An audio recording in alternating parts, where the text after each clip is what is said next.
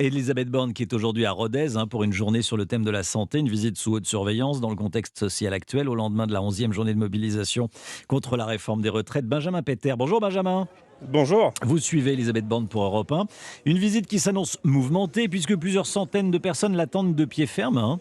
Oui, on voit ici effectivement plusieurs centaines de manifestants qui ont appris hier soir la venue de la Première ministre dans l'Aveyron pour parler santé. Il y a donc des syndicalistes avec des drapeaux, quelques gilets jaunes, certains qui appellent à la démission d'Elisabeth Borne et qui font face à un cordon de CRS qui les empêche de passer. J'ai croisé Jean-François Chaliès de l'UNSA Santé. Lui ne veut pas que le gouvernement se serve de la santé pour tourner la page des retraites.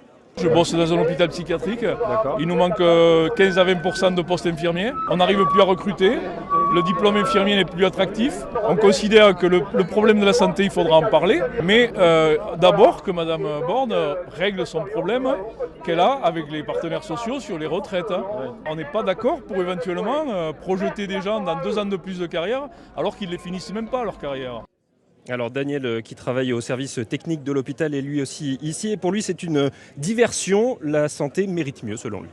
Je pense que c'est une diversion pour plus parler sujet retraite. Peut-être que ce n'est pas le bon moment qu'elle soit venue aujourd'hui. Elle aurait pu venir plus tard pour en parler vraiment. Parce qu'il y a des choses à faire, il y a des besoins. Bien sûr qu'il y a des besoins. Le personnel, rappel sur repos, tout ça. C'est pas que l'hôpital de Rodez, c'est tous les hôpitaux. Alors la Première ministre est attendue ici dans les prochaines minutes. Elle qui était tout à l'heure à Salcurant, un petit village à 40 km d'ici, pour parler cette fois des déserts médicaux.